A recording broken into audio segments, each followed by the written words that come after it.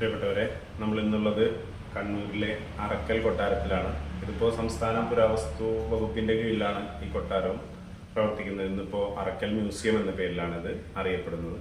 നമുക്ക് അറക്കൽ മ്യൂസിയത്തിൻ്റെ ആ കൊട്ടാരത്തിൻ്റെ ആ രാജകുടുംബത്തെക്കുറിച്ചൊക്കെ കൂടുതലായിട്ട് നമുക്ക് വീഡിയോയിൽ കാണാം. ഓക്കെ.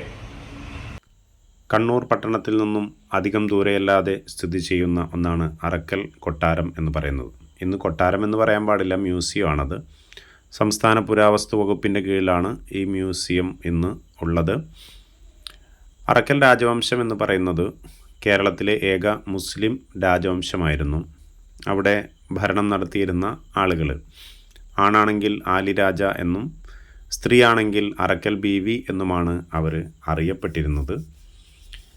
അറക്കൽ കുടുംബത്തെക്കുറിച്ച് ചരിത്രം പരിശോധിക്കുമ്പോൾ കണ്ണൂർ, ലക്ഷദ്വീപ് ഉൾപ്പെടെയുള്ള പ്രദേശങ്ങൾ അടക്കി വാണിരുന്ന ഒരു രാജകുടുംബമായിരുന്നു അവർ. കോലത്തിരി രാജകുടുംബവുമായി അഭേദ്യമായ ബന്ധം പുലർത്തിയിരുന്നു എന്ന് പറയപ്പെടുന്നു.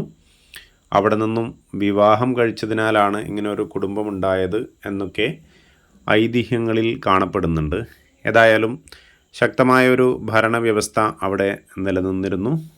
കണ്ണൂർ നഗരത്തിൻ്റെ ആധിപത്യം, അതുപോലെ വടക്കേ മലബാറിലെ കുരുമുളകിൻ്റെയും ഏലത്തിൻ്റെയും വാണിജ്യ കുത്തക, ഇതൊക്കെ ഏറെക്കാലം അറക്കൽ കുടുംബക്കാർക്കുള്ളതായിരുന്നു. അതുമാത്രമല്ല, കണ്ണൂരിലെ ഏറ്റവും പ്രശസ്തമായ പോർച്ചുഗീസുകാർ നിർമ്മിച്ച കോട്ട 1772 ഡച്ചുകാരിൽ നിന്നും അറക്കൽ രാജവംശം പിടിച്ചെടുത്തിരുന്നു. അറക്കൽ രാജകുടുംബത്തിൻ്റെ സ്ഥാപകൻ മുഹമ്മദ് അലി എന്നു പേരുള്ള ഒരു രാജാവായിരുന്നു എന്ന് വില്യം ലോഗൻ മലബാർ മാനുവലിൽ പറയുന്നുണ്ട്. കാലിക്കറ്റ് സർവകലാശാല ചരിത്ര വിഭാഗം തലവനായിരുന്ന ഡോക്ടർ KKN കുറുപ്പിൻ്റെ അറക്കൽ രാജവംശം എന്ന പുസ്തകത്തിൽ അറക്കൽ രാജാവിനെക്കുറിച്ച്, ആ കുടുംബത്തെക്കുറിച്ച് പരാമർശിക്കുന്നുണ്ട്. ഇതനുസരിച്ച് ചേരമാൻ പെരുമാളുമായി അറക്കൽ രാജകുടുംബത്തിനുള്ള ബന്ധത്തെ ഇപ്രകാരം പരാമർശിക്കുന്നു. അവസാനത്തെ ചേരമാൻ പെരുമാളിൻ്റെ സഹോദരി ശ്രീദേവി ധർമ്മപട്ടണത്തായിരുന്നു താമസിച്ചിരുന്നത്. അവരുടെ പുത്രൻ മഹാബലിയെ താൻ ഇസ്ലാമിലേക്ക് മതം മാറി അറേബ്യയിലേക്ക് പോയ ശേഷം കിരീടധാരണം നടത്തുവാനായി കൽപ്പിച്ചു. ചേരമാൻ പെരുമാളാണ് കൽപ്പിച്ചത്. മഹാബലി മുഹമ്മദ് അലി എന്ന പേരിൽ ഇസ്ലാമിലേക്ക് മതപരിവർത്തനം ചെയ്യുകയും ചെയ്തു. ആദ്യത്തെ മുസ്ലിം രാജാവെന്ന നിലയിൽ അയാൾ ആദി രാജ എന്നും, ശ്രേഷ്ഠൻ എന്ന നിലയിൽ ആലി രാജാവെന്നും അലി രാജാവെന്നും പേർ സ്വീകരിച്ചുവെന്ന് ചരിത്രത്തിൽ രേഖപ്പെടുത്തിയിരിക്കുന്നു. എന്തായാലും ക്രിസ്തുവർഷം 1545 ശേഷം ഇത്തരം നിരവധി ബിരുദങ്ങൾ അറക്കൽ രാജവംശം സ്വീകരിച്ചിരുന്നതായി ചരിത്ര രേഖകളിലൂടെ കാണാനായി സാധിക്കുന്നുണ്ട്. അറക്കൽ രാജവംശത്തിൻ്റെ പ്രധാന നേട്ടം അറബിക്കടലിൽ കിടക്കുന്ന പ്രധാനപ്പെട്ട ദ്വീപ് സമൂഹങ്ങളായ മാലിദ്വീപും ലക്ഷദ്വീപും തങ്ങളുടെ അധീനതയിൽ കൊണ്ടുവരാൻ സാധിച്ചു എന്നതാണ്. നാവിക മേധാവിത്വം ഉണ്ടായിരുന്നവർക്ക് മാത്രമേ അറബിക്കടലിൽ കിടക്കുന്ന ഈ ദ്വീപുകൾ കീഴടക്കാൻ കഴിയുമായിരുന്നുള്ളൂ. മിനിക്കോയിയെയും ലക്ഷദ്വീപിനെയും വേർതിരിക്കുന്ന കടലിടുക്കിനെ മമ്മാലി ചാനൽ എന്നാണ് പോർച്ചുഗീസ് രേഖകളിൽ കാണപ്പെടുന്നത്.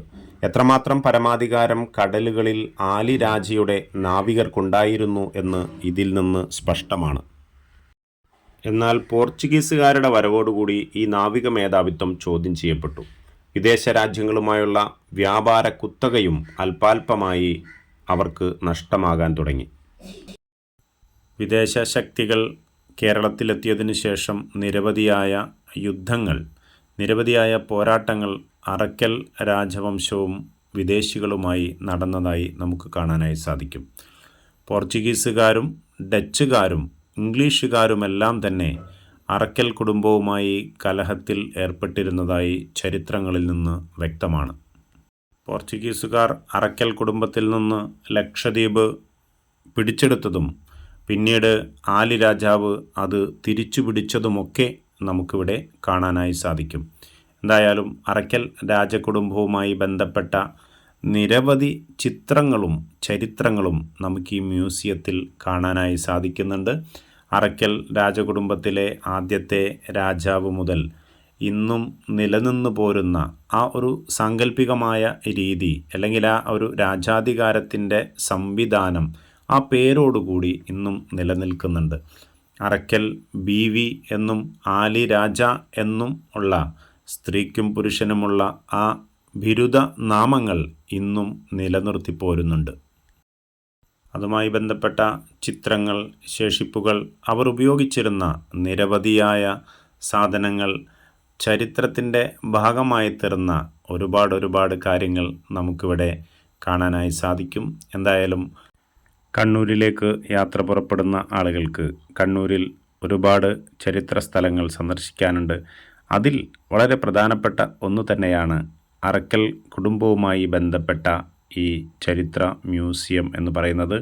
കേരള പുരാവസ്തു വകുപ്പിൻ്റെയും അതുപോലെ തന്നെ ഈ കുടുംബ ട്രസ്റ്റിൻ്റെയും നേതൃത്വത്തിൽ പരിപാലിച്ചു പോരുന്ന ഈ ചരിത്ര മ്യൂസിയം അറക്കൽ കുടുംബവുമായി ബന്ധപ്പെട്ട ആ കാലഘട്ടത്തെ ഒരു ചരിത്രത്തിലേക്ക് എത്തി നോക്കാൻ, തിരിഞ്ഞു നോക്കാൻ നമുക്ക് ഏറെ ഉപകാരപ്രദമായ ഒന്ന് തന്നെയാണ് എന്നതിൽ തർക്കമില്ല. അറക്കൽ മ്യൂസിയത്തിൽ നിന്ന് അല്പം മാറിയാണ് പോർച്ചുഗീസുകാർ പണി കഴിപ്പിച്ച സെയിൻറ്റ് ആഞ്ചലോസ് കോട്ട അഥവാ കണ്ണൂർ കോട്ട സ്ഥിതി ചെയ്യുന്നത്. അതുപോലെ തന്നെ കണ്ണൂരിലെ മറ്റൊരുപാട് ചരിത്രപ്രസിദ്ധമായ സ്ഥലങ്ങളും ഇതിനോടനുബന്ധിച്ചുള്ള യാത്രയിൽ നമുക്കൊക്കെ ഉൾപ്പെടുത്താവുന്നതാണ്. കണ്ണൂർ കോട്ട സന്ദർശിക്കുകയുണ്ടായി. കണ്ണൂർ കോട്ടയുമായി ബന്ധപ്പെട്ട ഒരു വീഡിയോ അടുത്തു തന്നെ നിങ്ങൾക്കായി ചെയ്യാം എന്നേറ്റുകൊണ്ട് ഞാൻ നിർത്തുന്നു. നന്ദി, നമസ്കാരം. Thank you.